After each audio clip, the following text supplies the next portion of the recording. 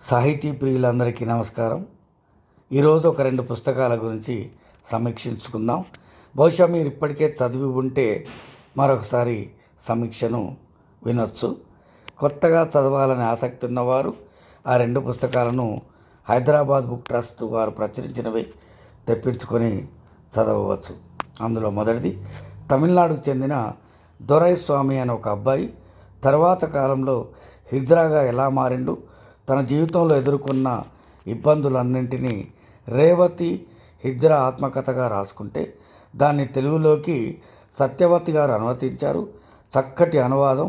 ఆ అనువాదానికి సత్యవతి గారికి కేంద్ర సాహిత్య అకాడమీ అవార్డు అనువాదం విభాగంలో లభించింది. ఇక రెండవది కర్ణాటకకు చెందినటువంటి మంజునాథ శెట్టి అనే ఒక అబ్బాయి కథ.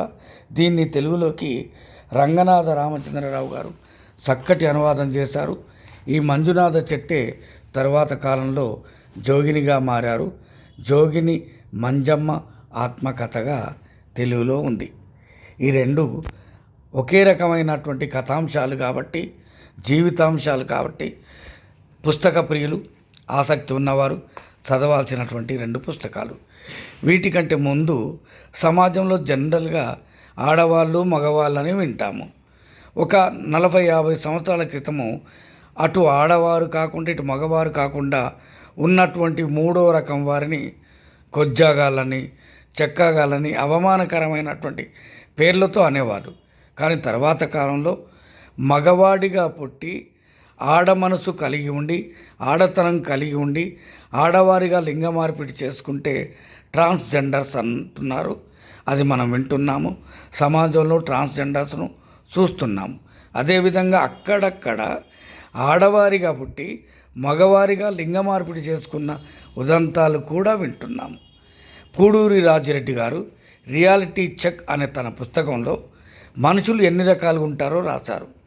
మగవారు, ఆడవారు, ట్రాన్స్జెండర్స్, బైసెక్సువల్స్, లెస్బియన్స్, హోమోసెక్సువల్స్ ఇన్ని రకాలుగా ఉంటారని రాశారు. ఈ అబ్బాయిగా పుట్టినటువంటి దొరైస్వామి తమిళనాడు అబ్బాయి కథ, మంజునాథ శెట్టి కర్ణాటకలో పుట్టిన అబ్బాయి తర్వాత జోగినిగా మారిన జోగిని మంజమ్మ కథ. ఈ 2 పుస్తకాలు పుస్తక ప్రియులకు బాగా నచ్చుతాయి, చదవచ్చు. ఈ రెండింటిలో కథాంశం ఒకటే. మగవారిగా పుట్టి ఆడతనం కలిగి ఉండి కుటుంబ సభ్యుల ఈసడింపుకి గురై, సమాజంలో కూడా వీరు ఆడంగి వాళ్ళు అనే ఈసడింపులకు గురై జీవితంలో ఎన్ని ఆటుపోట్లు ఎదుర్కొంటారో, ఎన్ని కష్టాలు ఎదుర్కొంటారో ఈ 2 పుస్తకాలు చదివితే తెలుస్తుంది. సాధారణంగా హిజ్రాలందరూ కూడా ట్రాన్స్జెండర్స్గా మారిన తర్వాత భిక్షాటనే ప్రధాన వృత్తిగా ఉంటుంది, లేదా బ్రతకడానికి మరొక మార్గం ఎంచుకొని బతుకుతారు. కానీ జోగిని మంజమ్మ గారిది మరొక స్టోరీ. తను మగవాడిగా పుట్టి, మంజునాథ చెట్టి అనే అతను మగవాడిగా పుట్టి ఆడతనం కలిగిన శరీరం ఉండడం వల్ల జోగినిగా మారి కర్ణాటక ప్రభుత్వంలో కర్ణాటక జానపద అకాడమీకి చైర్మన్గా ఎన్నిక కావడం, తర్వాత కాలంలో భారత రాష్ట్రపతి చేత పద్మశ్రీ అవార్డు పొందడం, ఆవిడ చేసిన కళారంగానికి చేసిన సేవలకు చక్కటి గుర్తింపు. తమిళనాడులోని దొరైస్వామి రేవతిగా హిజ్రాగా మారిన కథ అయినా, కర్ణాటకలో మంజునాథ శెట్టి జోగినిగా మారి జోగిని మంజమ్మగా తన ఆత్మకథ చెప్పుకున్న ఈ 2 కథలు చాలా ఆసక్తిగా ఉంటాయి. అందరూ హిజ్రాల లేదా మగవారిగా పుట్టి ఆడతనం కలిగి ఉండి ఆడవారిగా మారుతున్న దశలో కుటుంబంలోనే ఎదుర్కొనే ఈసడింపులు, సమాజం చూసే ఈసడింపులు వారిని చాలా ఇబ్బందుల పాలు చేస్తాయని ఈ పుస్తకాలు చదివితే తెలుస్తుంది. ముఖ్యంగా కొన్నిసార్లు మనం సహానుభూతికి గురి అయితే ఇంకా వారి గురించి చాలా తెలుసుకుంటాం. సహానుభూతి అంటే మన కుటుంబంలోనే మన కొడుకే అబ్బాయిగా పుట్టి అమ్మాయిగా మారుతుంటే ఎలాంటి వేదన అనుభవిస్తామో, లేదా మన తమ్ముడే మగవాడి కాబట్టి హిజ్రాగా మారుతుంటే కళ్ళ ముందే మనం చూస్తున్నటువంటి ఆ ఆవేదనను ఒక్కసారి సహానుభూతి పొందితే తెలుస్తుంది.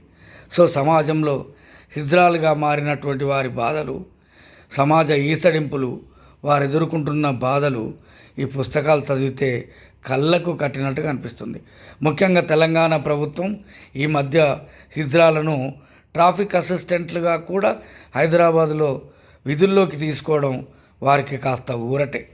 ముఖ్యంగా జోగిని మంజమ్మ తన ఆత్మకథలో ఏం చెప్తుందంటే, మేము బతికినా సచ్చినా మా దేహాన్ని ప్రజలు ద్వేషిస్తారనేది కళ్ళకు నీళ్లు తెప్పించినట్టుగా ఉంటుంది.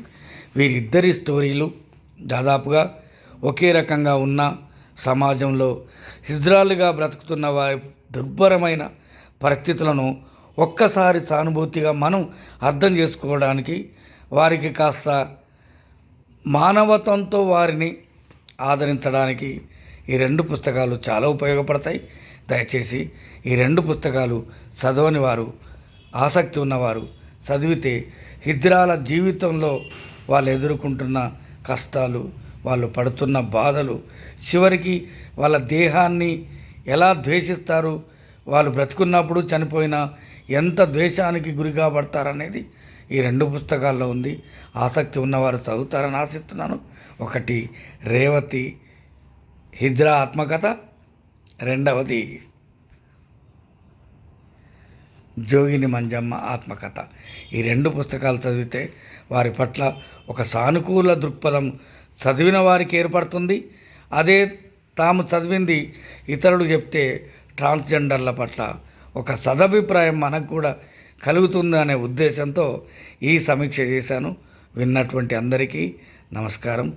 చదువుతారని ఆశిస్తున్నాను. నమస్కారం.